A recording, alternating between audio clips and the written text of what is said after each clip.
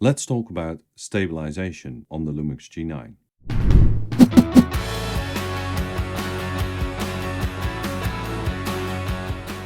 I'm Sebastian and welcome to my channel, where I talk about tech, because I like it. The G9 is one of the best cameras when it comes to stabilization in mirrorless cameras. And in this video, I'm going to explain how it works and what setting to use in different situations.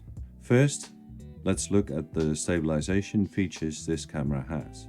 There is IBIS, OIS, E-Stabilization and I.S. lock. These features make the G9 into an incredibly well stabilized camera, up to 6.5 stops of stabilization. Now, let's take a look at each one of the stabilization features, what it is and what it does.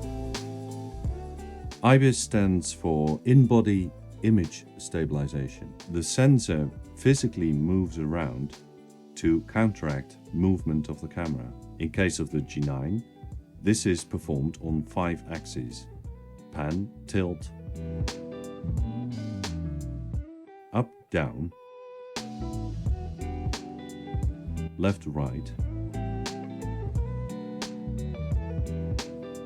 and roll. This is the main stabilization feature in this camera. I always have it turned on and found that it works great.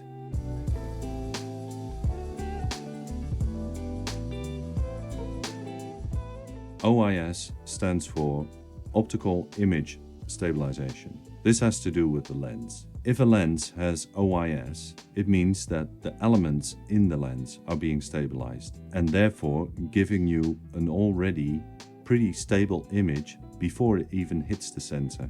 This only applies to stabilized lenses, of course, lenses with OIS. And if it's a native OIS Panasonic lens, it works together with the IBIS, creating what's called dual IS, giving you an incredibly stable image.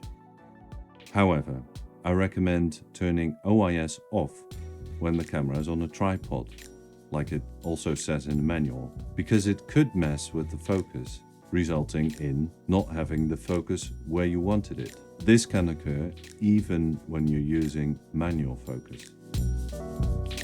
E-Stabilization stands for electronic stabilization. This option is only available in video mode and is an obviously electronic stabilization method.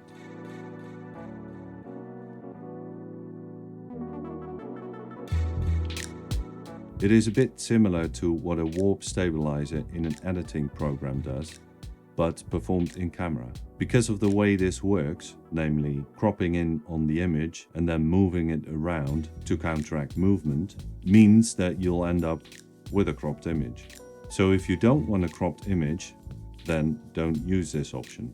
But if a slight crop doesn't matter for your particular shot, then this is a great extra stabilization option.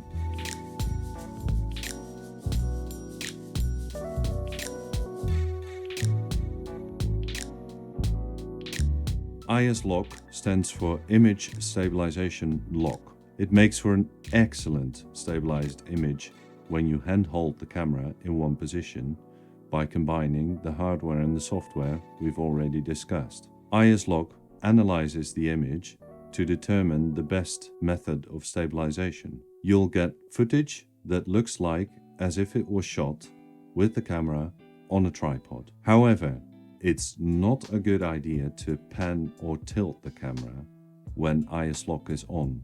The footage will then get a bit warpy and jello-y because the image is changing while the camera is trying to analyze the image and apply the correct stabilization method, which results in the camera actually falling behind in its processing, which causes the warp. All of these options work very well together, except for the use cases I've mentioned before. No OIS on a tripod, no E-Stabilization when you don't want to crop, and no I.S. lock when you're planning on moving the camera.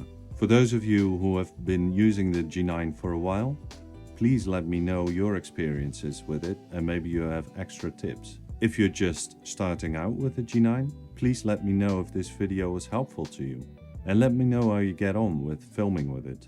I hope this video was helpful. If so, please give it a like and subscribe to the channel, and I hope to see you next time. Thanks for watching.